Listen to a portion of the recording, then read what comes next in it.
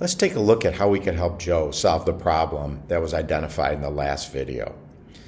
I've clicked on the review dashboard for the class that Joe is enrolled in, and I can see Joe's message. This alert could also be passed to me via an email. I'm going to go ahead and click on the message, and I'll drop right into the code editor, and I'll see that I'm looking at Joe's student's code. I have a couple options here. I can run check code to see the issue that Joe's encountering.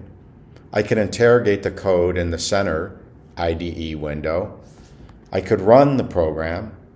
I could click on the assignment tab and refresh my understanding of the assignment. Often you have to do many of these activities to help a student debug their code. There's another option that may be faster now and provide more immediate feedback for the student. And that's to click on the More tab and select Conversation from the drop-down list. And here you'll see Joe's message. And if I scroll down, I can select Generate Hint. And our AI tool will generate a hint for Joe. First, congratulating Joe on the work that he has accomplished so far, and then talking about the role of AND as a logical operator. And so it identifies the problem. It's with the AND operator, which is on line 3 of the code, and then proposes, with a hard nudge, a solution.